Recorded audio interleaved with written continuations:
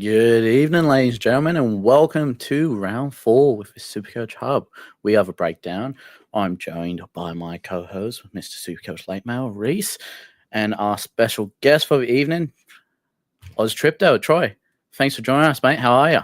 Cheers, good. Thanks for having me on, guys. Good to hear. How are you guys been? Not too bad. Mate, Reese? really well. Pretty buggered. My back's sore, my feet are sore. You might ask why, boys. Well, it's because I've been giving Dally Cherry Evans a tour of Bondi today. He tells me he's going to be here next year. We did a lovely walk down to Bronte. We had a latte as per around here, and it's going to look great next to Robson, Walker, Tedesco. It's a rebuilding year, but hey, listen, it's all about blowing it up one year and then making a run for the comp next year. So that'll be it, boys. Cherry Evans, 2 years, goes out like Cooper Cronk, back-to-back titles. What else do you really need to know on a Wednesday night? Took him around the dock and showed him a very nice yacht that's for sale for very low, didn't you? It goes on sale next year, doesn't it? Yeah, we had a look at the apartment in Bronte that his missus is going to get as part of the deal. So, part of the deal. That's not completely separate. Oh, interesting. That's weird. Yeah. Job for life or something like that as well. I don't know. Oh, okay. I was going to say, the footy, stingy, eh? Uncle Nick. Jeez. Troy, mate, how'd you go this weekend?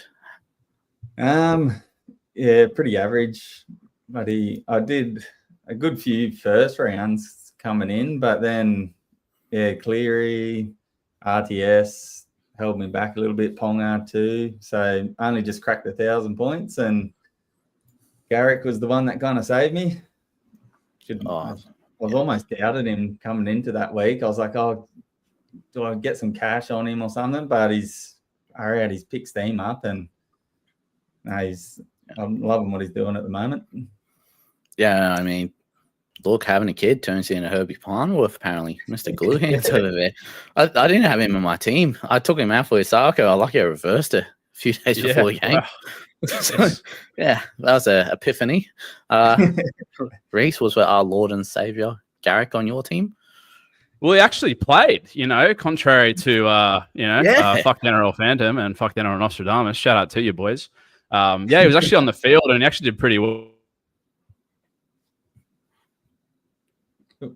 Oh, geez, I think Reese has had a bit of a Ruben Garrick. He might be out. Oh, no. Yeah, I'm just. Oh, no, he's returned. Never mind. False alarm, everyone. I will show you, boys, something very satisfying from last week. Ignore the rank down the bottom left. But 1-1-1-1. Doesn't that just send you into like a little bit of a tism? Licks the tism, doesn't it? How good's that? I would have been filthy 1-1-1-2, but 4 1s will take that. Better than 3 9s. You're gonna finish on that now for overall ranking. You've stuffed yourself. Mate, I mean, look, what a week from hell it was for quite a lot of super coaches. I mean, the outs that were coming out, Lucas gone, Turbo not playing, Cleary goes down in 5 minutes with a 2. RTS. I mean, look, wasn't a fun day if you owned the majority of them, which I think quite a few people did. But hey, that's SuperCoach.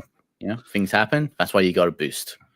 Yeah. I think the first 2 rounds was just a little bit too sweet. I think everyone just came out firing. Everyone got a lot of points. Like, points are across the board from the front rows to the back. Everyone's just loving it. But now it's back to reality. I think this is how the season's going to pan. Just the footy gods decided we were living life a little too good. Yeah, that's it. We'll get everyone modest again and smash them down, take the 3 best players out. And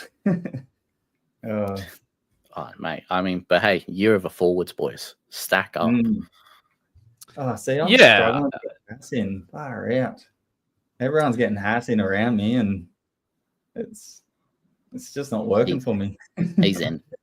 Mate, I don't reckon I've seen anyone's team in recent memory without Haas, May, Tino, and Horse. Almost to the point where it's like, do you really see any real needs to have more guys than that? I mean, that's 4 blokes that can kind of be the foundation of your forward pack. Then you'll have a couple of pieces around them. But yeah, with that in mind, like once that's sorted, is it then about targeting, your Kale Littles of the world or your Funworths and then mate, getting he's all that seeing my flex right now. Can I guess? Yeah, go on, guess. You said him. Kane Bradley. Oh, nah. Love Kano. Love you, Kano. No over flex, mate. Not happening this year. No, mate. Lovely KO Ira. My team is just full of base. Team is just full of base, mate. You said, who else would you want? I've got Tino, Horse, May, Haas. Booster for Haas. Boost for Haas this week, boys. And AFB. Just load up on the forwards. Cheese, you were out at Shark Park on Saturday Arvo, weren't you? Yeah, you can tell by the burn. Yeah, the facilities, even though it was Scott Morrison's seat, as I continue to remind you every week, he didn't necessarily put a lot of money towards the seat. Yeah, just check the toilets. That's why he's no longer the local member. But let me ask you this, Cheese: is there anything better than a home ground humping? Nah. You know what? Actually, if you've got seats in the middle of a stadium, because God, that second half was boring for me. I see on the 10-meter line, so that second half I saw barely anything, eh? Yeah, but you just saw Jamie Humphrey's glutes. Oh, mate. Or if you're in the hub and the gibbers, if you're in any chat for I'm in, you saw the Jamie Humphreys photos I was sending in. Can confirm, absolute Greek god. Yeah, I've added it to my folder of Jamie Humphreys photos.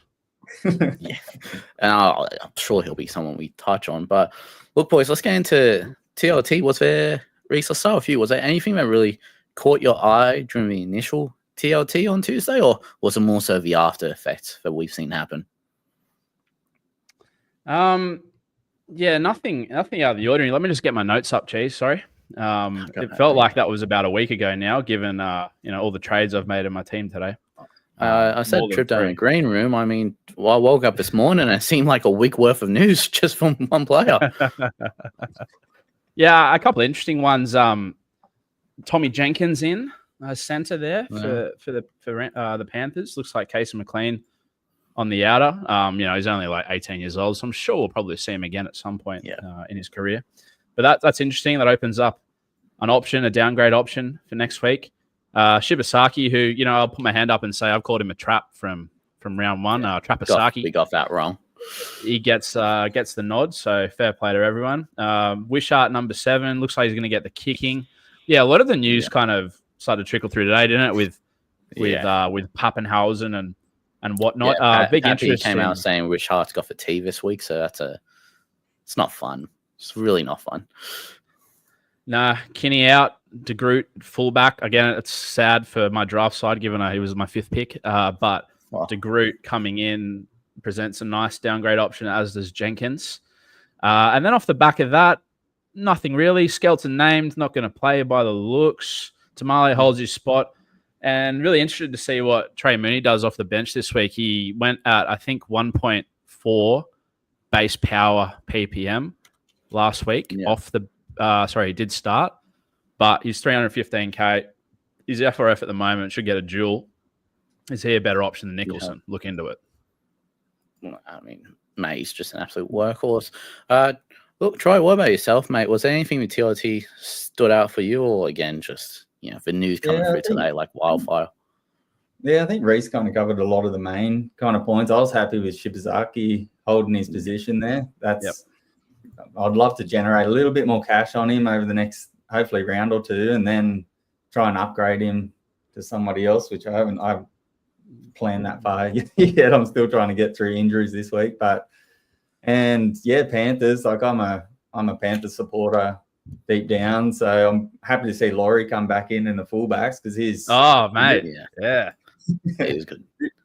Yeah, he's from northern New South Wales, from where I'm from too. So there's a lot of I've got a lot of mates around here that know him, and it's really good to see him jump in. He really, like last year, really stepped up when Edwards is out in a lot of rounds, and so hopefully him coming in. Jenkins showed a lot too last week, I think. So him going up to centres, that'd be nice to see what he can do there. But other than that, I think. Yeah, like for me, I'm just trying to get a CTW in for RTS, and just try and work around these injuries. Troy, could I ask you, mate, given your hometown relationship and Panthers affinity, how close are you to bringing Laurie in this week and just putting the C on him and just riding the vibes? I mean, there's omens everywhere you look, mate. Yeah, geez, don't tell me it's easy to twist my arm and make me do something like that. It's a Thursday night game too. How good would that be? Get the captain right there. God, I reckon if Laurie lights it up and he scores 80 plus, I'll be kicking myself if I don't get him in. Well, mate, last year playing 80 minutes at fullback, his average was 90. Really? So 80 would be unders. Mate, just love the way he gets involved. I mean, obviously similar to Edwards in the sense he's spent a bit of time under him. A lot of touches, sick for a carry, good passing game given his background in the halves. And can support play through the guts as well. It's great for you that he's at Penrith, but also not great for SuperCoach players given he's at Penrith, if that makes sense. Yeah. I don't think the Tigers really used Laurie when he was there that well. Like I think he's out on the wing a lot of the times, and now finding his feet at the Panthers, he's taking it up a level, I think. So how long's Edwards out for? Is there any word, mate? Only 2 more weeks, so it'll be a short term. It'll be a steamy fling, nothing wrong with that, obviously. But you'll be in and out. But you'll have been in at some point, if you know what I'm saying. As all but things. with TLT, that's just a few kind of standouts, I think. Yeah, I mean. Yeah, TLT was pretty boring. Today was pretty exciting, depending on what side of the fence you're on. Yeah. I mean, look, Sheba. Yeah, I got Valron wrong as well. I thought he was a trap waiting to happen, but mate, if he can keep the cash flow up, and if Trell comes back and Alex Johnston around 410K is popping off, that's a nice little just sideways trade there to keep it going. I'm really hoping that pans out. Or just go from Sheba when he's at 400K in a couple of weeks, hopefully for owners, down to bloody Keanu Kinney Jr., Jalen DeGroot, who was clocked at the fastest speed in the NRL last year, I believe. CTW. Yeah, he is. So that's a 170K downgrade in a couple of weeks. If there's no one that's kind of tickling your fancy above Sheba or Trapasaki, then... Yeah, that's an easy little downgrade cash out, isn't it? Oh man, you've made my day. I thought he was fullback only. You've made my day for fact. Yeah. Anyway, I think that leads us in well to our first player to bring up tonight. And Reese, you messaged you today. He was pretty much first in your list, wasn't he? Jaden Campbell. Talk to me. What are you seeing with him? Well, I'll run some numbers by you boys, okay? To start off, and let's let them wash over us, and we'll marinate in them just like the chicken that's in the oven at the moment. 12 games last year, Jaden Campbell played at 6, or in the halves. Let's say the halves. In those 12 games, he averaged 78. All right. Now, in the first 6 games, he had an average of 95. That actually included 170. If you guys remember when they absolutely pumped the wires that day, he just went nuts and just kept the foot on the throat. But he averaged 95 in his first 6 games in the halves. Then in the last 6 games, he averaged 61, which again is still obviously respectable. But the Titans were gone by that point. They're planning Bali. I think he was out for a week, had like a hand injury. It was a bit weird towards the end there for the Coast. But even still, we got a 78 average.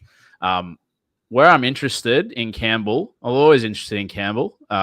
The reason I didn't pick him, I was kind of worried about Carter Gordon taking the kicking, but it doesn't look like that's going to happen, sadly, for Carter Gordon owners, truthers. But yeah, Campbell into halfback this year. You've got Brimson playing that left side of the ruck. I don't think I saw him leave the left post at all the first 2 weeks outside of that. But you got Campbell both sides of the ruck. The thing that's important to me is he's not just doing the Luke Metcalf, Cooper Cronk impression where he shovels it on. mate, he's a fullback at heart, and he's not afraid to run. He's actually sneaky, quite strong, obviously very quick. That represented itself in the try that he scored on the weekend. I think he singled out Tom Cant and beat him on the outside. Not afraid to run, and then he's doing all the attacking kicking. Brimson's got a good left foot, but they look to kind of position Campbell. He's got a 63 break even. They're playing away to the Roosters. He's 700K. I don't think it's that urgent. I'm 50-50 between him and Gutho at the moment, who we'll get into later. But yeah, the numbers kind of back it up. 100 last week, 40 the week before. He's underpriced is what I'm saying. He's priced at 70. He's averaged pretty much 80 his entire career every time he's played in the halves. Low ownership, vibes, Jewel. What do you boys reckon? Tripto, go ahead, mate. Yeah, I haven't really got him on my radar at the moment. He's looking really good. I love his dual position too. I need more dual position players to just free me up a little bit now that I know how to trade properly. And that's right. Yeah, we can get into that a bit later. And he looks like he's got a pretty good run coming up. Like he's got the Roosters, and then the Dolphins, St George, Canberra, and then North Queensland. Like it's looking pretty good, even though his average against Canberra is pretty low. But yeah, his projected scores looking pretty nice leading up through those. So yeah, I'll keep him if I've got the cash there. And like what you said, he's not raising, like he might jump 5-10K this round, but it'll be good to get him maybe next week before he does a massive jump if he plays really well this week. Yeah, absolutely. Like it's going to be a wet game on Friday by all reports. If you believe the weatherman, I mean, I believe the government before I believe the weatherman. But yeah, Chooks, Allianz Stadium, also known as the SFS, home of the Roosters, not South. Also known as a river. Yeah, it's not the greatest surface. There's a lot of good toddies restaurants, but they didn't put a lot of money into the grass, as we always say. So yeah, hoping for like a 60 odd. He'll keep 700K. That'll then mean he's gettable next week, essentially. Definitely want him in for that run. 1, 2, 3 of those next 4 games are at home in Queensland, rather. And then they play the Dogs at Suncorp, which I think is Magic Round, actually. So just looking at the matchups now, the last 5 rounds they've come together. The Roosters have won all of them. Yep. And pretty considerable too. So if you go off past kind of meetups, it's going to be hard for the Titans to get around, I think, with the Roosters. Yeah, I was actually looking at Tedesco today.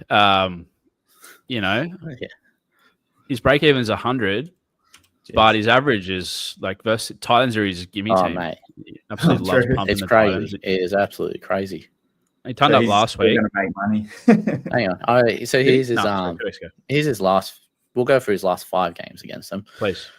130, 134, 126, 80, 155. Right. That's pretty good. Yeah. So, look, especially if you're a head-to-head player, get Teddy in. Because, yeah, wow. Yeah, throw the C on him and milk 200. He loves a slip and slide as well. Yeah. He spotted it wet and wild yesterday. Yeah. Cheese, what are your thoughts on Jaden Campbell there, mate? Any interest? Plenty of interest. Disinterest same with venue this week. If it was anywhere but Allianz, I'd be all over him. But because we know what happens when it rains, even a bit of air, like it's just if a turf gets cut up real easily, players slide. And with the way Campbell roams, he's not a straight and narrow half on that sweep. He's very much a fullback, like you mentioned. He likes to go that overs line. A lot of the time, you're gonna miss your heels and you're gonna not dig in there, so you're just gonna slip.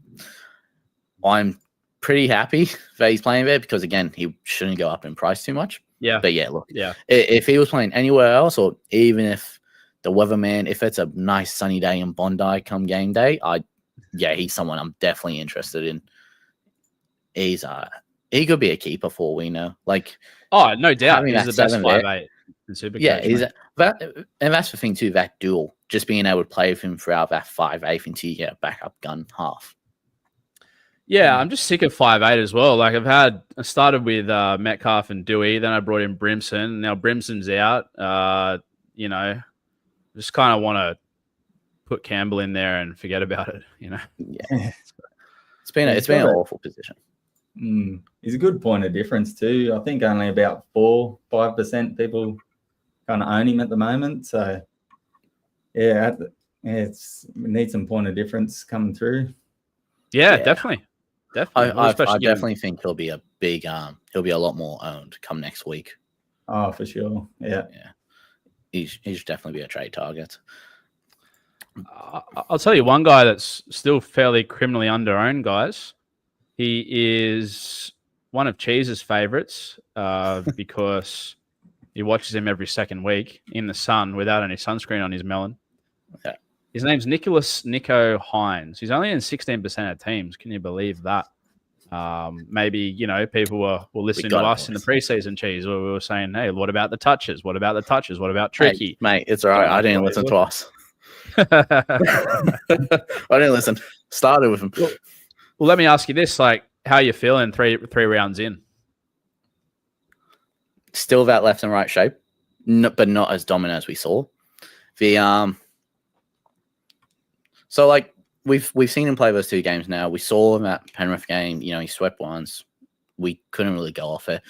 Last game we saw him sweat more, but it was just again what you doing over 120s, over 130s gone. And then obviously when you're playing with Rabbits at Shark Park, it's going to help inflate the score. Yep. What I enjoyed being there live was he hasn't given up that dominant role because he's talking more than Trindle.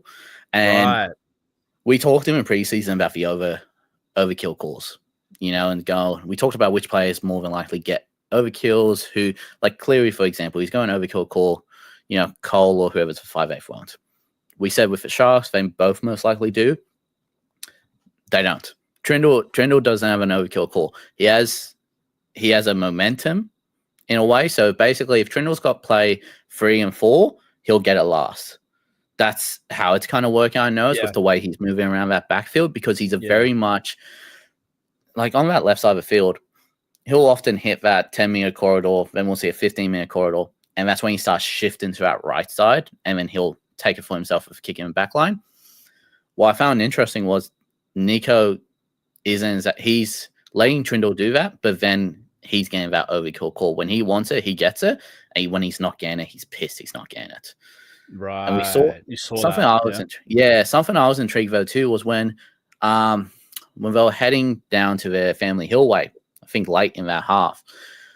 Really interesting. Twice they did this in about the span of 4 sets. Nikora heads out to a wing, and Stoney comes in to play center, and Ramian heads in the second row. But Trindle's running that play all the time, and both times it went to Hines. So it looks like a great set play for Trindle, and they just go to Hines. Right. I only heard another call once. Over Cows, I did see it once. I looked back through the footage, but again, it's very much off camera. They do it when they're on far post and set up that right side, and then Hines kind of just sweeps him it back and takes essentially a one-on-one type of role. So it's very interesting. Because I noticed, that's beautiful analysis, by the way, Cheese. Just imagine you're sitting there with your missus and she's talking to you, being like, oh, should we get some sunscreen? You're just not there. You're just completely zoned out. Mate, I took she's there with the spray, and I'm just going, sorry, what's that, love? Nicola's on ring. Yeah, did you just see what they did with it? Nico just called for it. She's like, what's wrong with you? But from the telly perspective, it did look like both sides of the ruck was happening. I think he was actually being used as a sweeper a little bit more, especially on the right. I think that could have been 140 pretty easily if Stone Street put the ball down as well. And then a couple other things, I noticed he was, when Nico's front foot Nico, right? When they get a bit of a roll on through the ruck and he gets the ball pretty much right on the advantage line and backs his speed, usually has Mulatalo pushing through. Saw that as well. I just wonder, Cheese and Troy, is was that first 3 weeks or what we saw in the trials, should it be a bit of grain of salt stuff given the hip? Is that pretty much all it was? Is what we saw on Sunday where he's popping up everywhere pretty much the new norm? Or do we think it's still going to be great if it's the new norm for it, I think. But I'd like to see him more active and bouncing around, playing the ball a lot more. But over the years, I've just been burnt by Hines.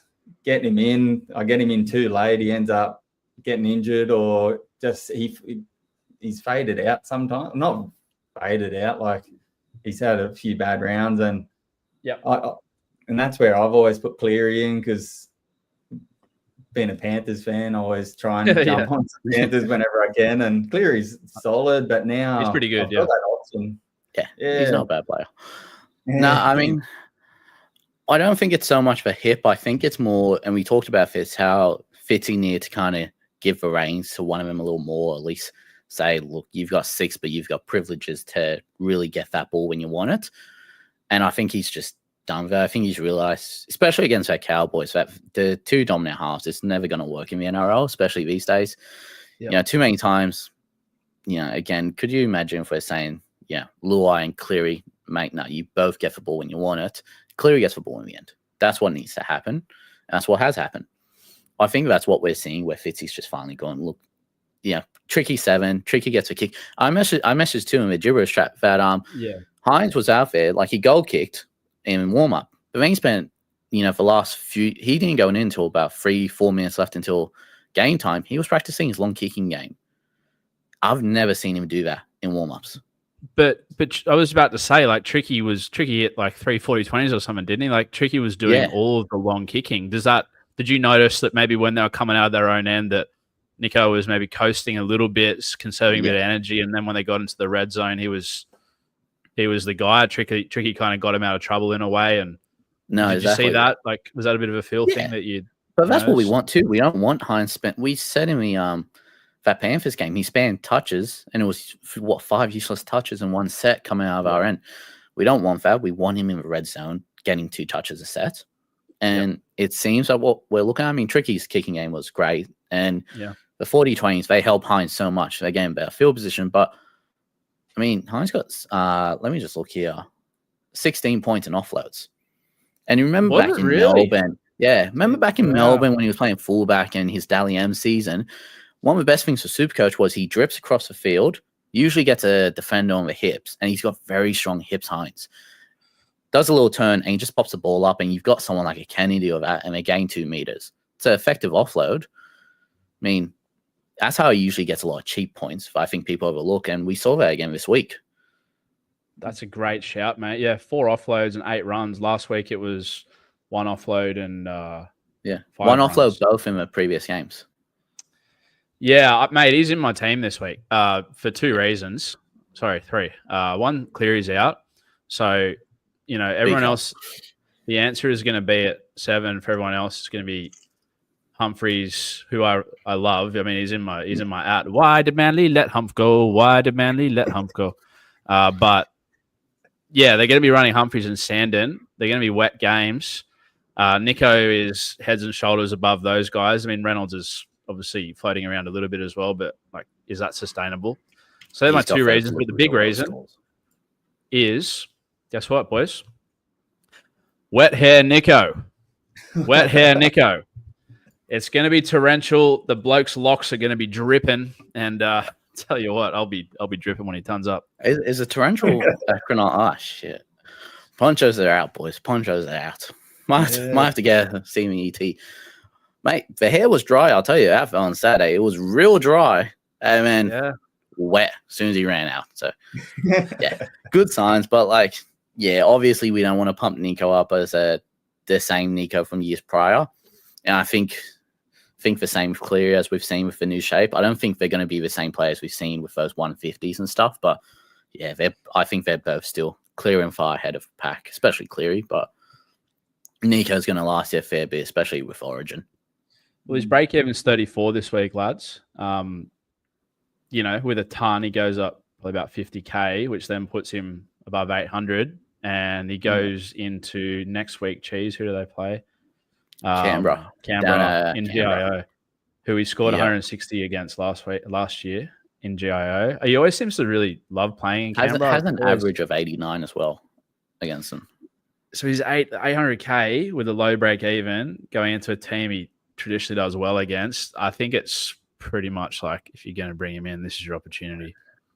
Yeah, that's the thing too with that Canberra game. So he loves playing at GIO. He has a 93.3 average, 4 games, highest 160, lowest 3. Wow. So I imagine that's an injury game or something. I can't remember off the top of my head what that 3 was, but yeah, when you look at that, it's a very positive signs that you want a game in this week. Yeah, I mean, it's probably similar to the Haas conversation last week, or even Tino to an extent this week. Is like, is this as cheap as they're going to be for season-long holds? And I think the answer is yes, sir. Well, try as Reese brings up, Tino, mate. If you don't have him, if you do have him, like, are you getting him if you don't have him? Because surely this has to be the week 2. He's the cheapest he's ever going to be. Yeah, no, like what Reese is saying, it's one of those long-term holds you got to start thinking about now and try and snag him. Like, I'd love to try and get Hines in, but I'd have to take Cleary out. And if he's back next week, I'll be in a conundrum. Well, that's the answer. It's like, can you get Cleary back in? That's the question, isn't it? Yeah. Yeah, that'll be another thing. I could run Hines for a good few weeks, see how Cleary kind of fits up, because he's dropped in price too. And but yeah, Tino, I've got him and he's a solid hold. I've got May, and yeah, Tino's just one that's, even though 45% of people have him, he's just solid points, I think. Yeah, I mean, he is. I mean, I posted on his first game back. He looked absolutely gassed in the first 20 minutes, and he still popped out 100. Granted, with a try, but and then last week he's off for a 5-minute stint, and then I went to a loo quickly, and he's back on. I'm going, well, I don't know how that's happened. He just walked off before I have. So, I mean, Reese, you've got to have Tino, right? Like, surely, if you don't have him, grab him in.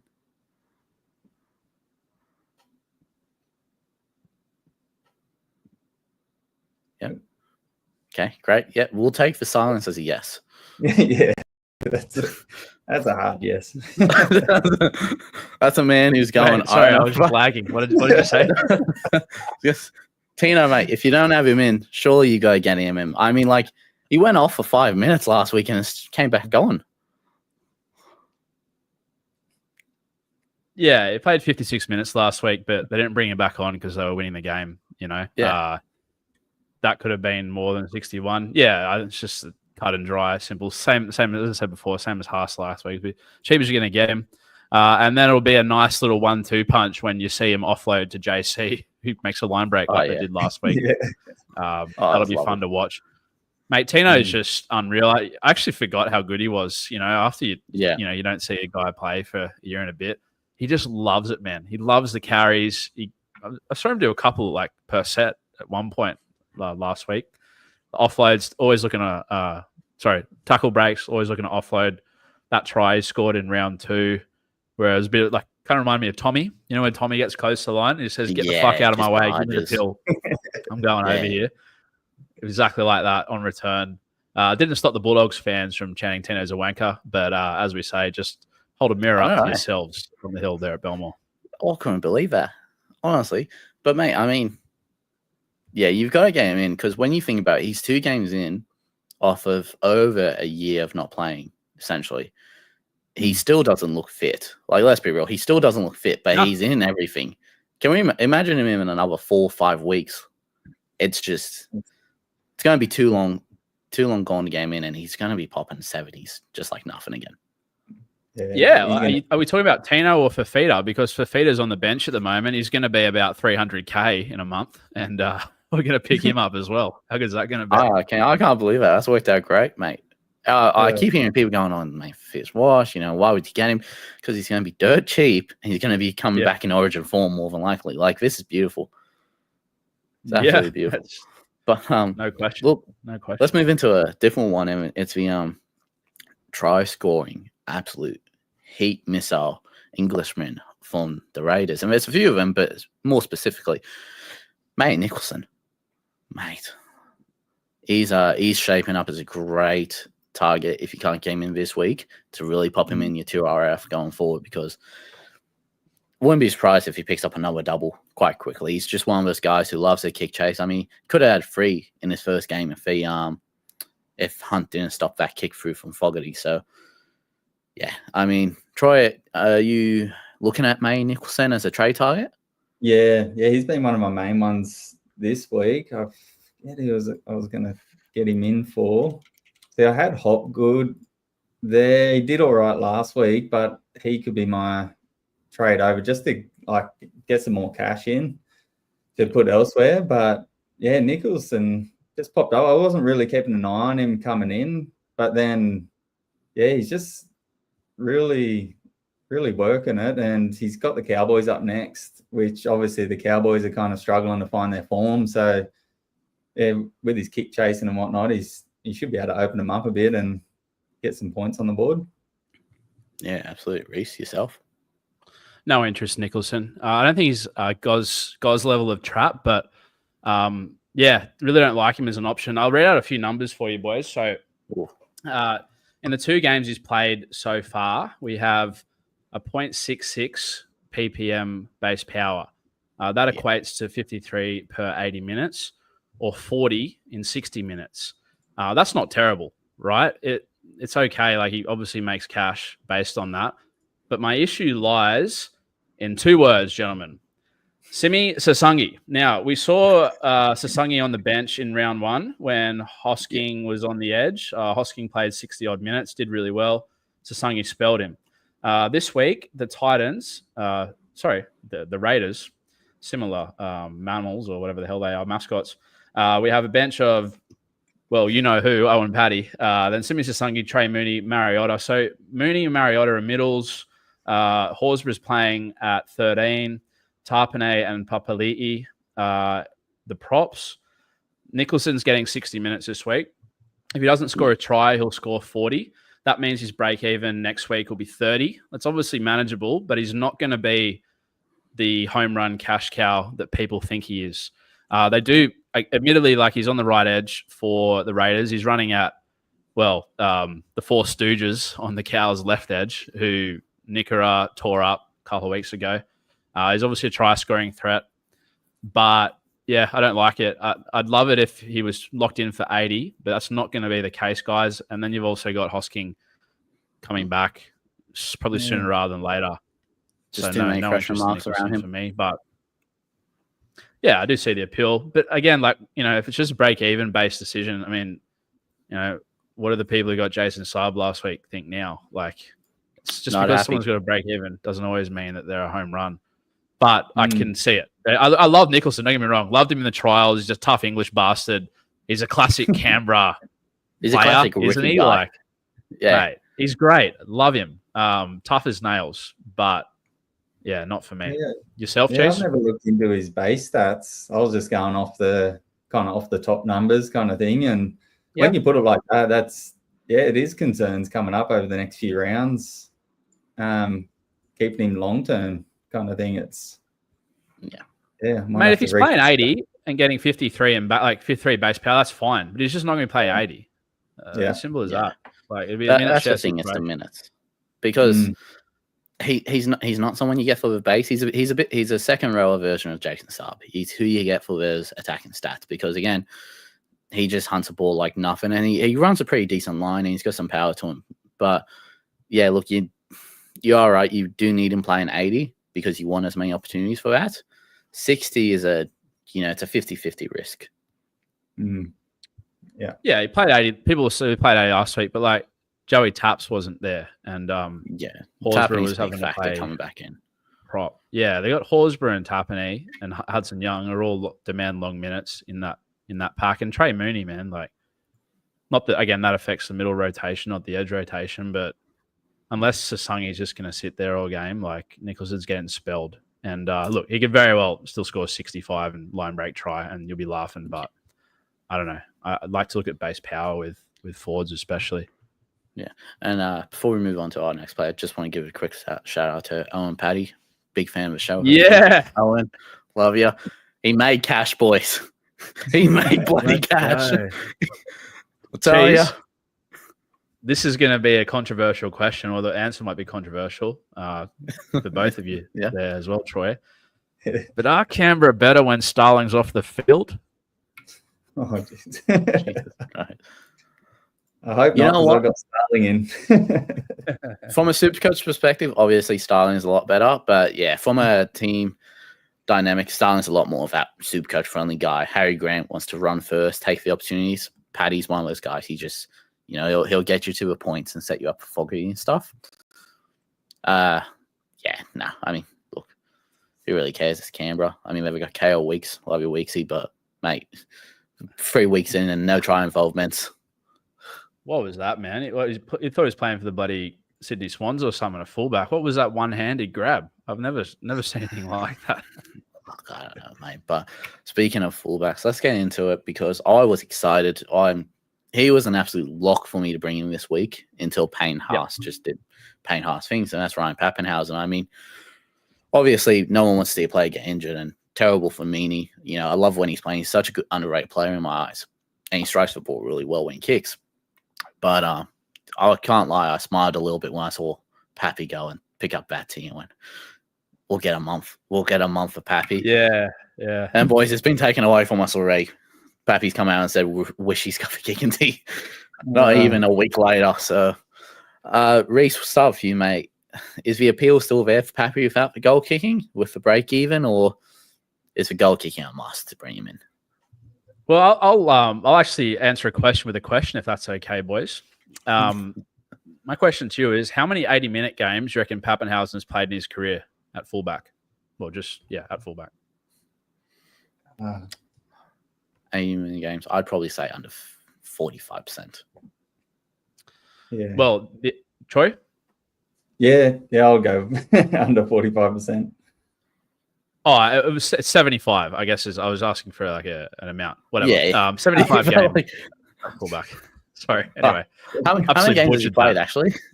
Yeah. He actually played 100 and something. Anyway. Yeah. So, of those 75 games, 50-odd of them have been without the kicking. He averaged 72. And then the remaining 20-odd with the kicking, he averaged 96. So we see a 24-point variance when he has the T. Now, my question to you, gentlemen, is Meany's going to be out for 4 to 6. Hughes is going to be out for 2. Wishart most likely kicks. Well, he's kicking this week, reportedly. Does Wishart kick next week, or do they give the T back to Pappenhausen? Nah, Pappy gets it back. I mean, he's first choice when Meany's not there, so he gets it back. I suppose it depends on what that injury really was. I mean, I haven't seen what they class the injury as. I just know they pulled up with that. So, yeah, I mean, you'd imagine if he gets through this game fine, he'd kick next week. Troy? Yeah, I'm kind of worried about this sprained ankle or whatever. It might be minor, but is he going to just hold back during this game just to play it safe? He's not kicking kind of thing, or is he just going to let loose hope? And then if Wishart, if he's going to nail the kicking, do you reckon they'll just hold him again next week? And like if he gets 100% or 90% kicking rate this game, they might play it safe. I agree, Troy. I reckon Wishart is kicking for the next couple of weeks. Then Hughes is back in the team, so Wishart goes back to the bench. And then Meany's due back 2 weeks after that. So, like, best case scenario, we've got a month. Best case scenario if Meany's out for 6. Listen, if Pappenhausen, might sound weird, but if Pappenhausen was like 800K, I'd probably do it without the kicking, because then if it goes to shit, he gets hurt, you can move him on. But if he's 600K at fullback, and the other guys I want at fullback at 750, 800 plus, big jump. To answer your question, like I'm interested if he's confirmed kicking this week. I'd bring him in either this week or next week. But without that and that weird injury, Troy, you're right. Like it's just something you're always going to be stressing about. Kind of like Turbo with the old strings there. But man, like who doesn't want a piece of the Melbourne Pie? I mean, they're an attacking juggernaut. Yeah. They're averaging 8 tries a game this year. Hughes is out. Pappy does a bit more ball playing. Katoa might be out as well. That might hurt. I don't know. A lot of questions. But at some point, you kind of just got to back that attacking machine, don't you? And get someone in. Fucking hell, I've got none of them at the moment. Yeah. I mean, look, when you think about it too, you're right. Like the thing with Pappy, I think we're all, even without SuperCoach, you'd see him run the ball and you kind of just hope the best every time he touches it, but nothing happens. Yeah. I mean, I think it was last week he pulled up in the in goal just a bit gingerly, and I think Fossey was just going, you don't like Fifita, and your heart drops for the bloke. So he's not. He's a fun watch in SuperCoach when he's on, but he's also a scary one every time he touches the ball. It's but again, this is the same guy who scored 4 tries in 20 minutes.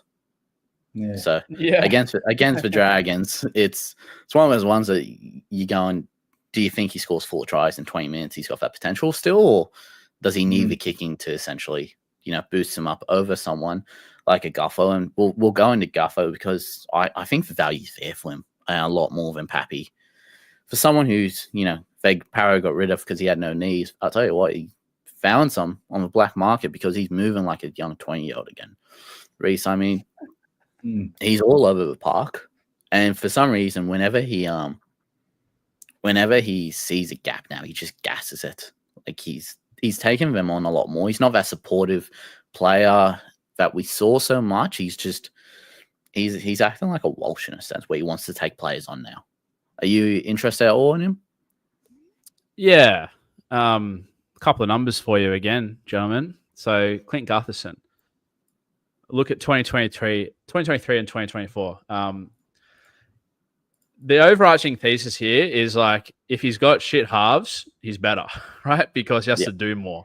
And as Cheese already alluded to, like he's one of the fittest blokes in the comp, right? Both sides of the ruck, hands and everything. Doesn't stop going all day. In 2023, in games he played with Moses and Brown, the two of them, he averaged 65. Mm-hmm. And when one of them was out, he averaged 95. In 2024, in games he played with both those two, he averaged 56. And when one of them was out, he averaged 77. Now, this season, I brought this up with Myth last week, so apologies to viewers if we're going around in circles here. But yeah, this season is with Ilias and Flano, who respectfully aren't I don't think many clubs are jumping at, or maybe Manly would because they let Humphreys go, just to remind everyone. They're not dominant halves. Guth has to do a lot more. We looked at a couple of highlights last week even of him being the sweeper on both sides of the ruck. He's linking up well with CT. Val runs a really nice decoy line. So does Luch Alua. Gives Guston a bit of time out the back. And then on the right side out to Sloane, they had Cody Walker at 6s and 7s, who's beyond Wash defensively, to be fair, but good decision maker, can pass left and right, support plays through the middle. The break even's great. The draw's even better, gentlemen. I believe this is pretty close based on those numbers as well. And the fact he's averaging 120 this year with that same kind of theory. Yeah, this is pretty close to, I think it looks like a no-brainer. I mean, I'm tossing up between him and JC, purely out of that break-even thing. I won't be able to afford Gutho next week if he even does a 50, whereas JC, I can. I love the Para matchup next week. That's a revenge game, isn't it, gents? Playing against the old team at home. He's going to be up and about for that. And have the Titans after it. Love the option. What do you both reckon? Is he coming into both of your sides?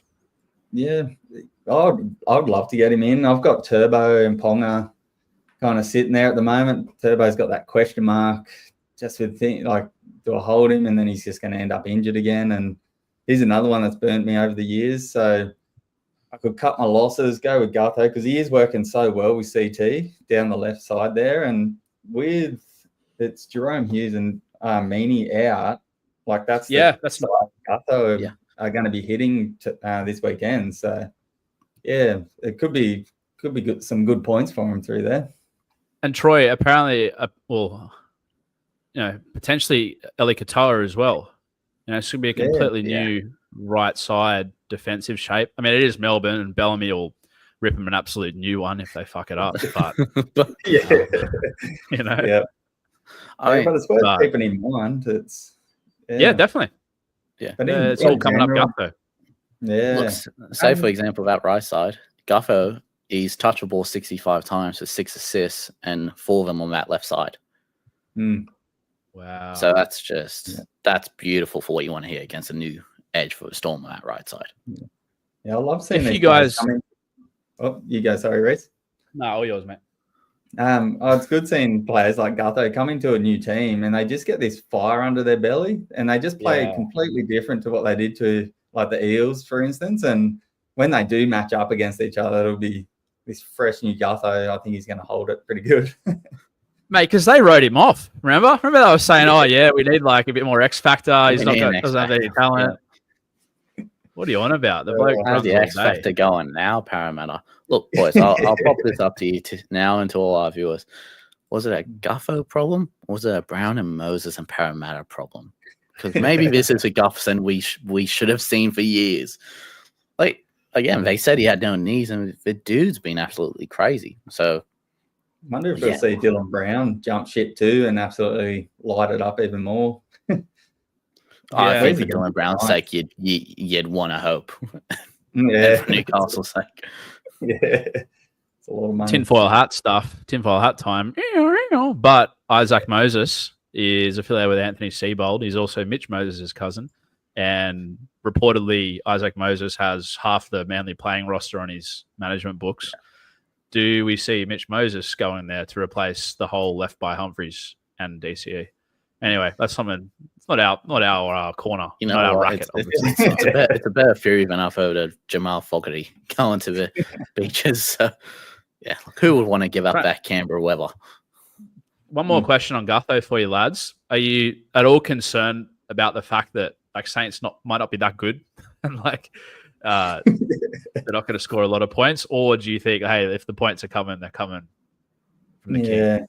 Yeah, see, Storm's great defensive, so it is going to be hard for her, even though they're missing those few key players. Storm are all over it like freaking, I don't know, just a rash. Yeah, like a rash. Yeah, so it's a real hard one to really put your finger on. I just hope just that left side that it is working well for him and CT, and they do find something there on the weekend. But no, I think Gutho's just going to be involved. I mean, he's got 6 try involvements out of the 9 tries they've scored this season, and I mean, I don't think we can really say they've looked great either. Like, yeah. So, like, I mean, Guthorson's just all over the ball. He's the main, attacker for that team, and it's shown it. I mean, 4 assists on that left side with CT, and they haven't been, just a nice catch pass. One was when he just batted it onto him, but for the rest, Gutho's been doing the work. So I think he's got great value. I wish I had an extra trade so I could bring him in this week. Yeah, do you guys actually want to look at a bit of footage of Gutho? Yeah, show us a clip. A couple of tries. Give us a nice clip. I'm going to put my thing down. Troy, in case you weren't familiar, we've got Peter Sterling on the stream with us here, also known as SC Cheese. The man can break down a try better than Gutho can break down a defense. Oh, sweet. Mate, I can break down a try as good as a big man breaks down a steak on a Saturday night after a game. They go down easy.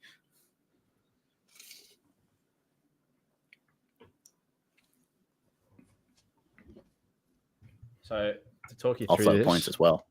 We've got Ilias, I think, at the receiver. Nice ball there, I think, from Ilias. Yeah, that's a great ball. That's not really Gutho. That's just, Ilias does a good job here. Nah, that's Gutho with a nice little shape out. Holds it on nicely, doesn't he? Yeah. Man, yeah. Sully just gives up a try. I mean, like, I think it's more volumes on how bad, Rabbit's defense was. I mean, I've seen Rabbit on Saturday. So, but, it's heads up play there from Gutho because he starts moving across as the ball's in the air. Yeah. So that last try we looked at was on the right edge. Yeah, that was on the right edge. I mean, this is someone, again, he's just all over the place. But notice how their shape is. They don't hide him at all. They're essentially just playing what they see in front. If it's on, it's on. Otherwise, they're just not forcing it. So do you reckon like Melbourne are just going to jam the shit out of him and shut this play down? That's what Melbourne usually do. You know what Melbourne will do? Bellamy will have him loading one extra on the side Gutho goes to. That's what they'll do. They'll have a spotter. They'll have Pappy out the back, and he'll push someone over. If Gutho goes to the right, that's where an extra player will go. They'll risk an open side quite easily because they. Like this shape here, they're not hiding him at all. They're not doing anything to really create an overlap. This is just a basic shape out the back. Yeah. Storm can shut this down quite easily by just, obviously playing a man over them. Nothing special there, is it? Really? No, it's not. It's not really special. Look, round 1 was, I think, where we saw Gutho the best bits of Gutho in a sense with his try assisting, where he took the line on. I mean, 2 try assists in round 1, and he went down the 5-meter corridor and found space for CT, and he could have had another one too if he didn't get pushed out and touch. That's where that factor's coming into. I mean, those plays are good because you see he's still got those basic fundamentals and has a lot. So I mean, we see with Walsh in the past couple of weeks, he's messing those players up 9 out of 10 times lately. Gutherson, he's clean as it can be. Yeah, so both sides of a ruck in the SuperCoach scoring positions, we just love to see on this show, don't we? Anytime someone's doing that, if they're 650K with a negative 1 million break even, it's probably worth having a look for a couple of weeks, especially if they're playing Para and the Gold Coast. Yeah, exactly. And I think Para's the thing. You're buying him this week because you don't want to pay more for him because you trust he scores well against Para. So, I know people are saying, he probably scores a 60. I think he goes 80 still. Like, we saw it with Iongi. I said he probably picks up an attacking stat. He picks one up at the end of the game. Gutho's going to pick up an attacking stat. So, it'd be silly to say we're going to see Storm put 40-0 on him, especially with the outs of Storm have. So, Gutho picks up an attacking stat, and then you buy him cheap, you get the big score next week. Yeah. Couple of questions for you boys from the Gibberers, and shout out to the Gibberers chat for the first time tonight. Tell you what, you thought there was a lot of action in the Gibberers chat in the preseason. The we're just getting started. I think about 1,500 messages have flown through today. The boys and girls in the Gibberers are foaming. Was interesting.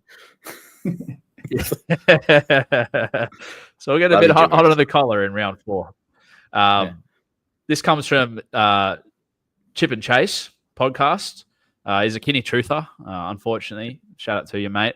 He says, gents, if you could only get two, so you can only get 2 of Gutho, Pappy, Hines, and Ponga over the next 2 weeks, who would be your 2? So again, select 2 out of these guys: Gutho, Pappy, Hines, and Ponga.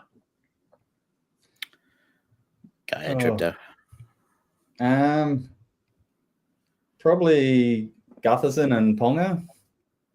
I'm just big fan of Ponga at the moment, and I think when he comes back from the bye, he'll be refreshed again, continue off where he kind of left, even though he just scored the 45 or whatever it was last round. He usually has that one downside, like Reese Walsh too. He does a low number. He'll come out firing next round, and so I reckon, Gutherson and Ponga.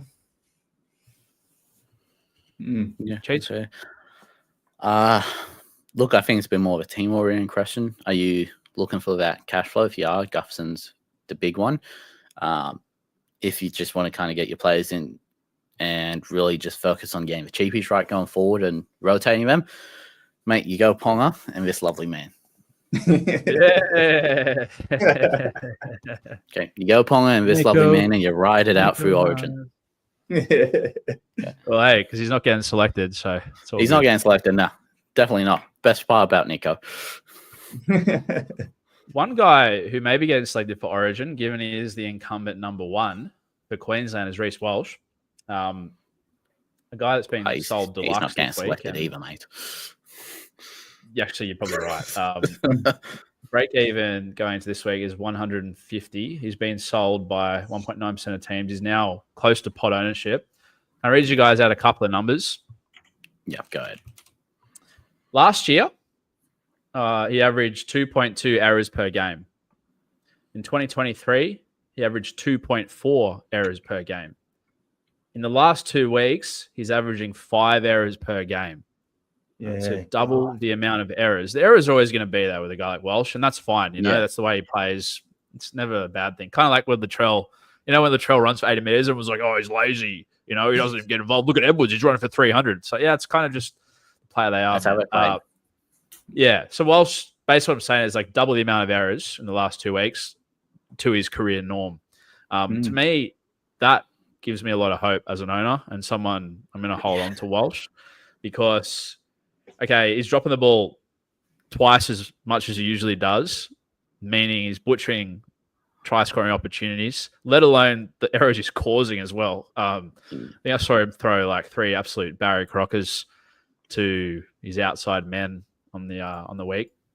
But he's got Tony Stadds coming back, who's a fairly decent line runner. They've still got great targets in Cobbo and Jesse, the $600,000 man, Arthurs. Yeah, that even just in that one stat, I'm happy to hold. Probably similar to the logic around Jermaine Hopgood last week. In the first 2 weeks, he'd averaged 10 points per game in negative, like missed tackles, drop balls, penalties conceded. Last week, he only had 3 in negative, pumped out 67. Thanks for coming. I think same rule applies with Walsh here. Just a couple less errors, mate. Like, what do you boys reckon? Is that stupid or is that copium? No, that's crazy with his errors. Like, I could really pick, like, you can see it in his game. He's making a lot of errors, and it's kind of, he's getting pretty smashed too out there. And it's good Haas is picking up a lot of slack with getting some meterage and whatnot. But I can't put Walsh in my team. My wife will hate me because she absolutely doesn't like the kid. But too pretty. Yeah, what's that? He's too pretty. Yeah, that's it. But yeah, like what you said, he's got to swing it around because he can't run with that kind of many errors. He'll end up on the bench and oh man, and especially not selected for Queensland. Imagine he gets hooked. Happy, hey, good signs for Broncos. Townsend got hooked in a final and we won the comp. So maybe that's what Madge needs to do. Hook Walsh and you're good. Right. You're golden. Load up on the Broncos. Nah, look, I mean, so he's had 100 touches in the season so far. Yep. 32, 26, 42. The problem with Walsh isn't the errors for me because he makes them up in the attacking stats. It's for way he's doing these errors because it's the dumbest things I've ever seen. And it's not just errors where they count on stats. It's blowing tries. It's not taking the gap on. It's, passing when he should be running. It's the simple things we saw in his game when he first came up. And it's just, we've heard it for the last couple of years with Walters and Madge now. The kid's too fast for his own good. He doesn't think, he just acts, and sometimes it catches him off guard. Well, not off guard, but, he's too fast for himself. For me, it's just the way he's making these errors. Like, I traded him out this week, and I'm hating it because I guarantee he goes a 130 and, a 140 and hits a break even. He's just that type of player, especially against the Dolphins. Dolphins have a bad track record with fullbacks, really. They give up points. But, look, I'm bringing Iro, saving myself a trade in the future, and I get Walsh back in 2 weeks. If you're basically thinking, oh yeah, I'm getting Walsh out, I'm not getting back in, that's a mistake. You'll want him back in quite soon because once he slows down a bit, you're getting 100 points from him quite easily. Yeah, probably better for the old mental health as well, having Iro in instead of Walsh. Probably a bit more of a consistent Saturday night. Kind of booing during that try, mate. I was going, oh, please don't score this. Please don't score this. So can I ask you, Cheese, that's very interesting what you're saying about the way he's making the errors. Is there anything you're noticing in his game the last couple of weeks that is a quick fix? Or does it speak to some type of bigger issue with Reynolds and Hunt and like everyone's getting each other's way and being cramped? It's nothing with the shape. It's nothing with, Welsh's crap or, there's something in personal life. It's nothing like that. It's just the blokes, he's making errors on the basics, the catch and passes, the things you grow up training with, the 3-on-2, the 4-on-2s, the 4-on-3s, great boys. We're going right to left. We're going left to right now. This is what we're playing for corridor and points. He just seems out of it. I think he's, look, I mean, the kid's 22, 23 now. He's had pressure on him since he came up into the NRL. And look, some people love him, some people hate him, but he wears his heart on his sleeve. And, sometimes I think that's what we see. He puts so much pressure on himself where he goes, I've got to make that big play. But he really doesn't have to anymore with Hunt and, Reynolds there, especially with Payne Haas now. Like Haas as well, yeah, right. Yeah, like that's the thing, man. With those 3 players there, like you don't have to make the big play every time. But it just seems like lately, these last 2 rounds, he's going, we need a try. We need a try. You don't need a try, mate. All you need to do is just complete the set. Yeah, calm the brain chill, down, baby, chill. Like, yeah, that's it. Yeah, exactly. Looking forward to seeing him pull the pants down on Jermaine Asako this week on the wing, who is couldn't have been traded out any quicker out of my side on Monday morning. That's for sure. Yeah. Glad I got rid of Boys, I'm getting a lot of questions come through from the Jibbers regarding the weather this weekend. I'll read out a couple for you, if you don't mind. This one comes from Tyler. He says, will all the incoming rain any merit in taking a smaller VC score? And the other one comes from Grant, one of the greats. Grant, he says, how much will wet weather affect your decisions this week? Should short-term gains take a backseat to mid-term options? Bit to unpack there, boys. We'll start with the VC score.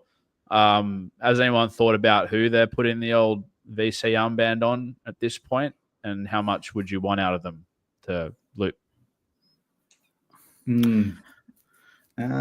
See, I had Arthur's last week. I thought he would have lit it up and done a lot more than what he did, but he still did 64, which is good. But as the VC, I was just hoping for too much, I think.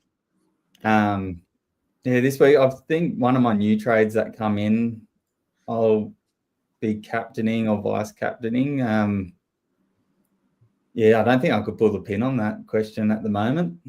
Fair enough. Chase? Well, I'm going to fucking try it. VC options are absolute dirt crap if you got Payne Haas, because Panthers, Rabbits, Roosters, Titans, mate. JC's a great VC option if you've got him. He's a great little option to put on, but no, I'd rather I'm sticking with Sion Haas. I'll take an 80 and above from him, because it's wet weather footy. And the concern for me isn't like, fullbacks score less and stuff like that. It's the fact that with these high ceiling players who are usually the fullbacks, a lot of the time they slip, they fall, and unfortunately there's a more probability of them getting hit in the head or something like that, just because of the weather. So I'd rather put on a forward who's going to go straight hard and just give us 80 points. And I'd rather take 80 on a captain straight away than 80 on a VC and then have to toss up between Garrick and pouring rain. Yeah, very valid points. Definitely going to have something on Haas myself after last week's heroics, which was just a fantastic Friday night on the couch here. So I'll have the VC on him this week. But boys, I think we're missing what's right in front of us. Everyone's mentioned rain. We've just been speaking about Nico.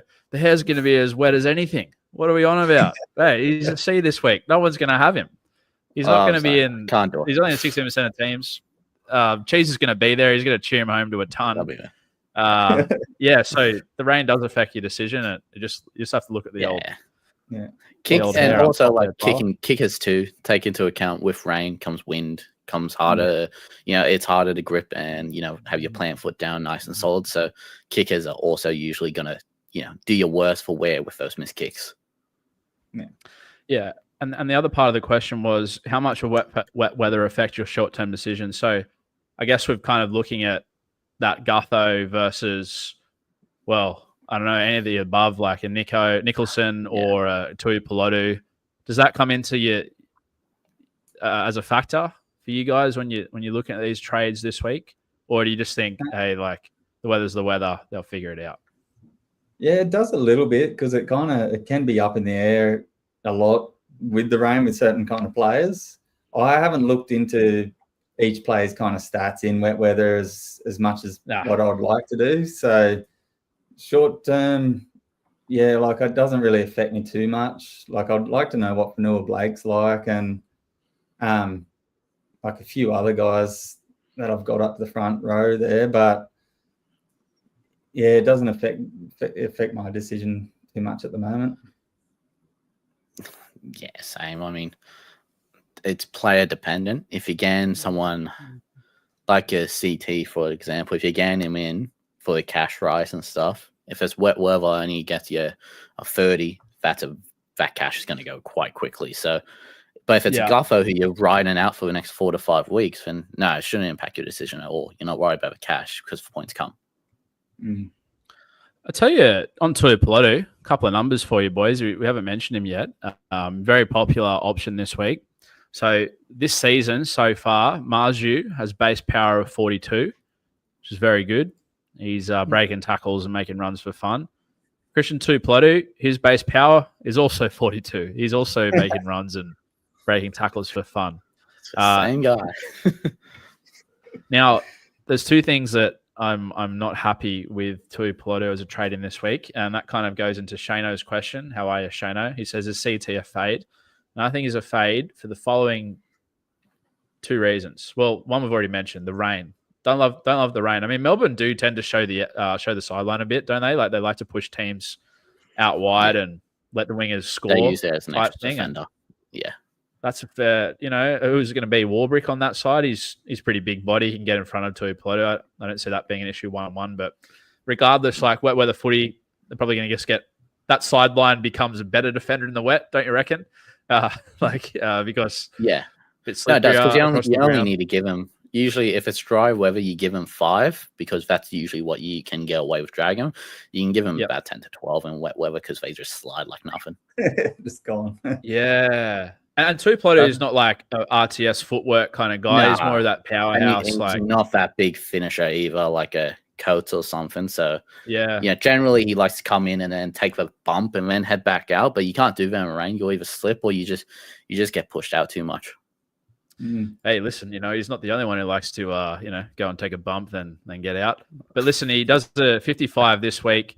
It'll mean his break even is 48 versus Para. I think you could probably say without a try he does 40, and that means his Para break even is going to be up around that 65. We'll go up by about 60k. You probably live with it given the matchup, but it's very Jason Sabi kind of areas.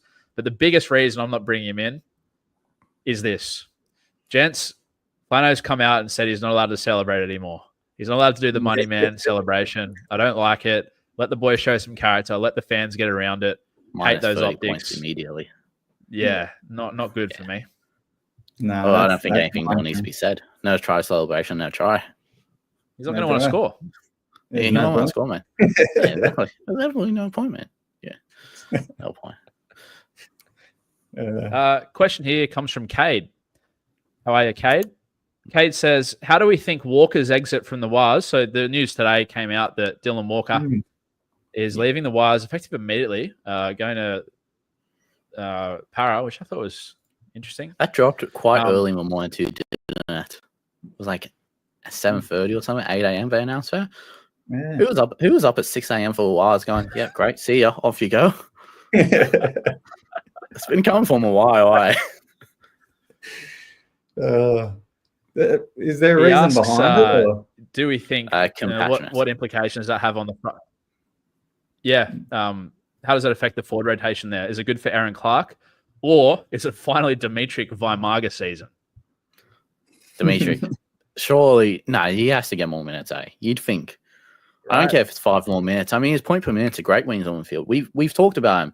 He in his role right now, he's a trap. But he's a trap I'm riding out because he just needs an extra 10 minutes a game and he's popping out your 30s to 40s easily. The thing is, though, does Webby click on?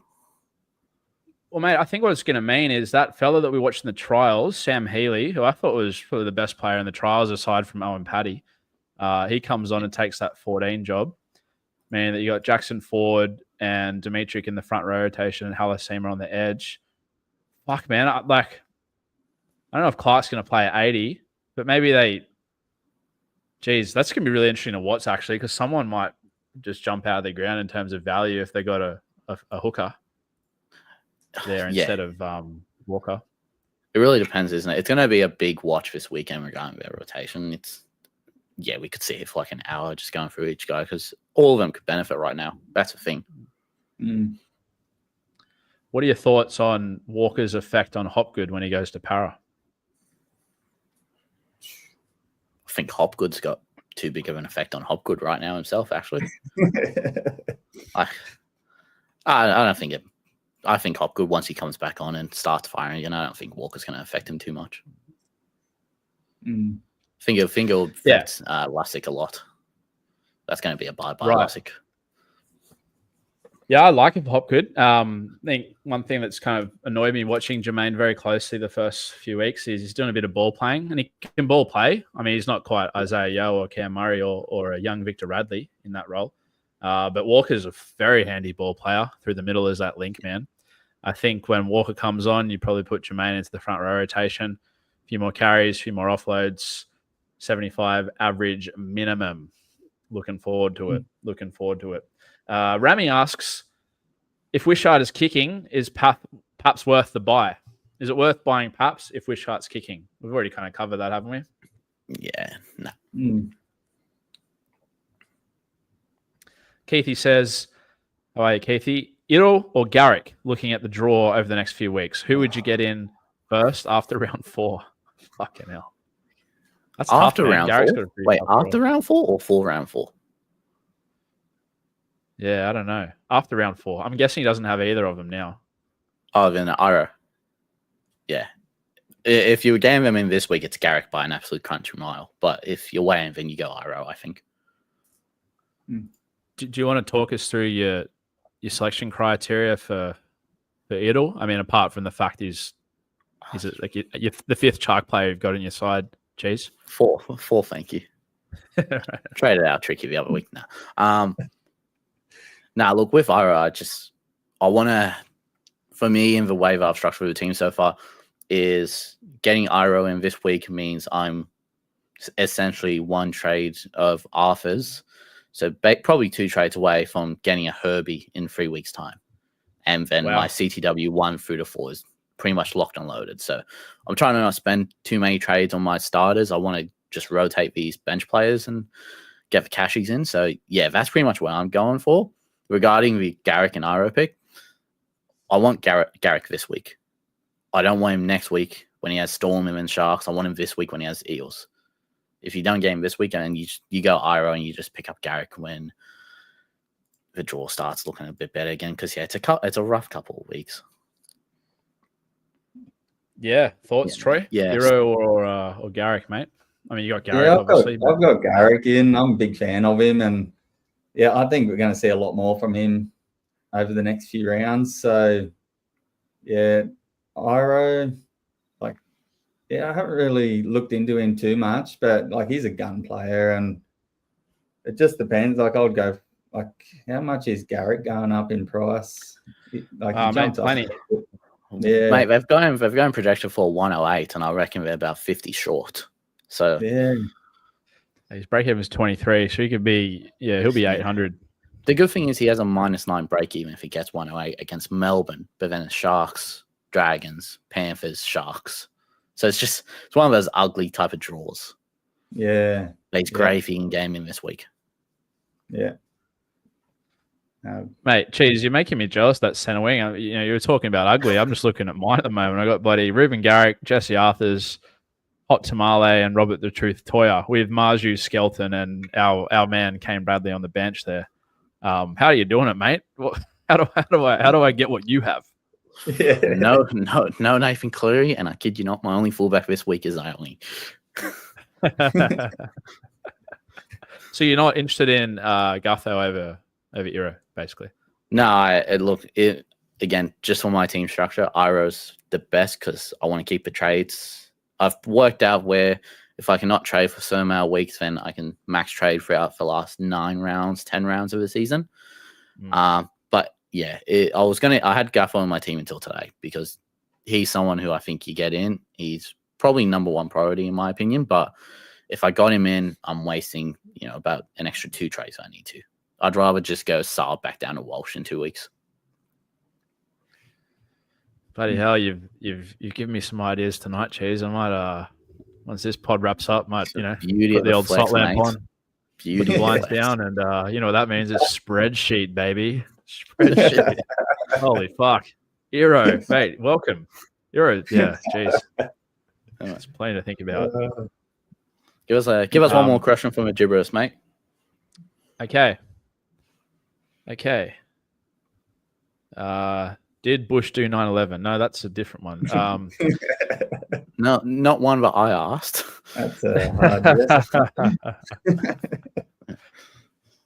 this one is kind of an extension of what we saw. It's about the rain. What team / player? This comes from Tegan, by the way. How are you, Tegan? Good on you, Teagues.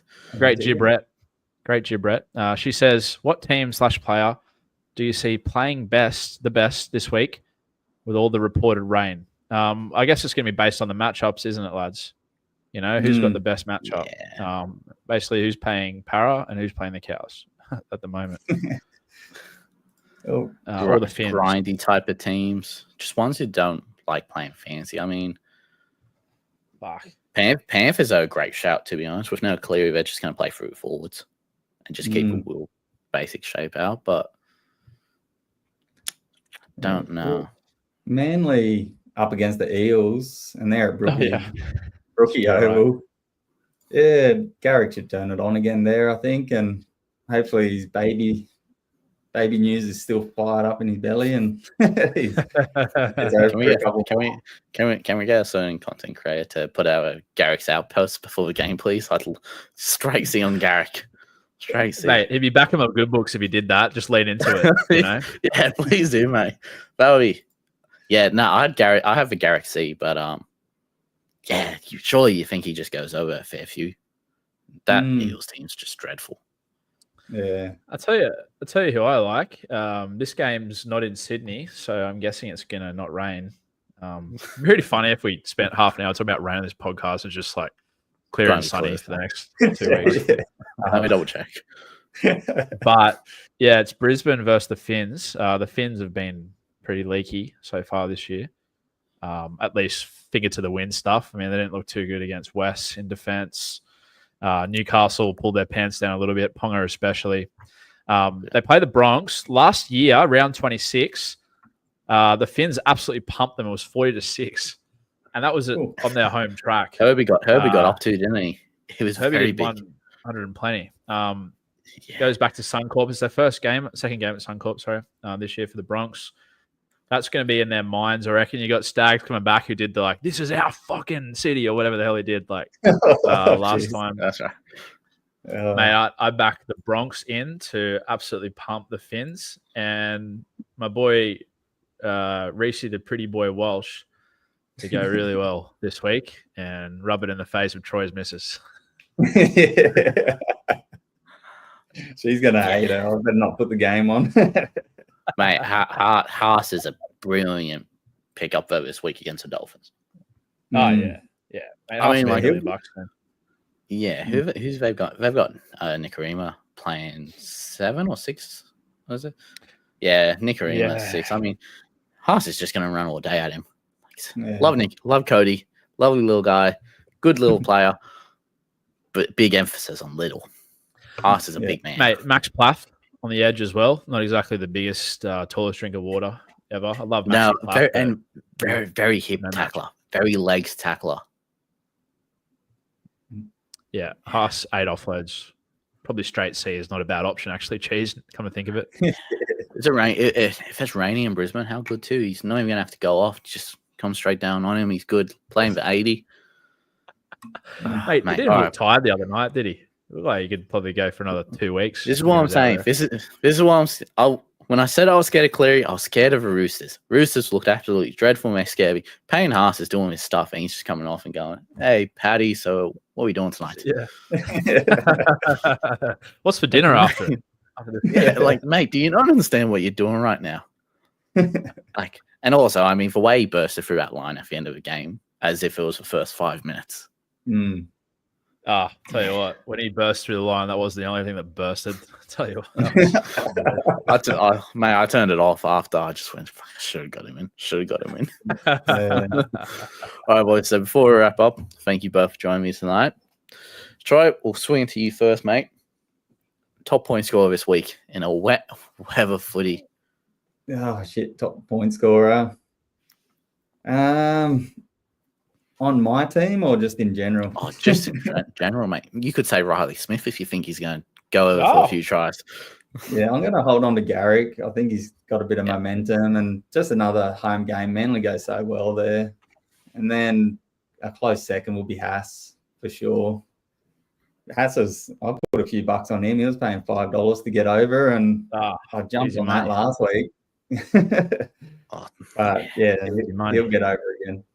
Yeah, Reese, yourself, mate. Top point scorer.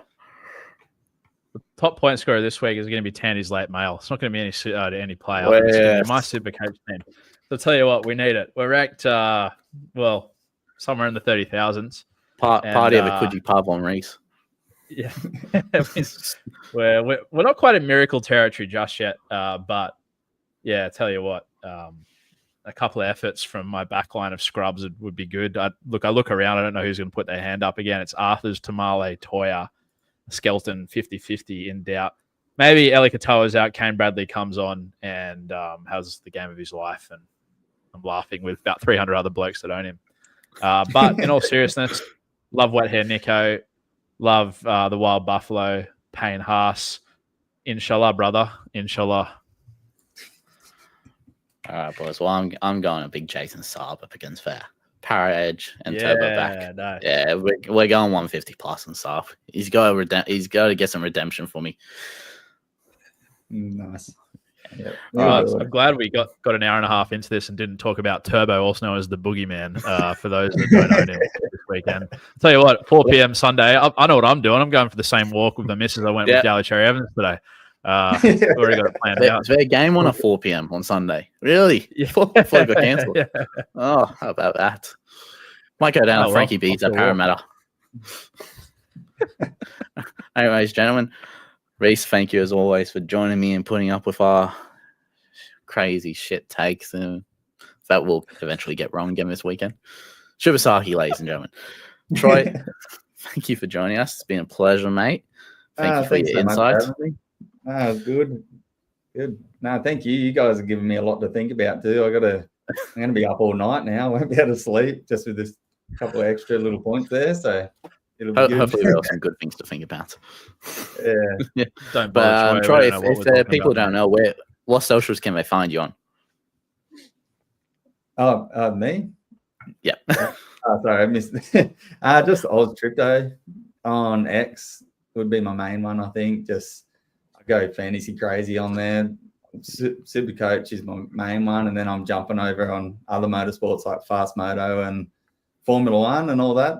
But I can't get enough of it. It's kind of hard to keep track of all the numbers sometimes, but it's been a blast. Like I was telling Josh earlier before we came on, I've been playing SuperCoach for about 10 years now. Just a lot of fun, and I get a heap of Panthers on and go, yeah, come on. But this year I've actually gone, no, I'm doing research. I'm taking it to the next level and see what also found out how duels worked as well. Nice little bonus. Oh, shit. Yeah, that was a new one. Far out. I never knew that once you start trading, you can actually start swapping the jewels around. I always just went hardcore, front row forward. And so that's freed me up a lot. My head's been spinning the last week. But yeah, I'll see what I can do. That's good. That's good. Anyway, ladies and gentlemen, go on, Reese. Guys, just before we go, sorry.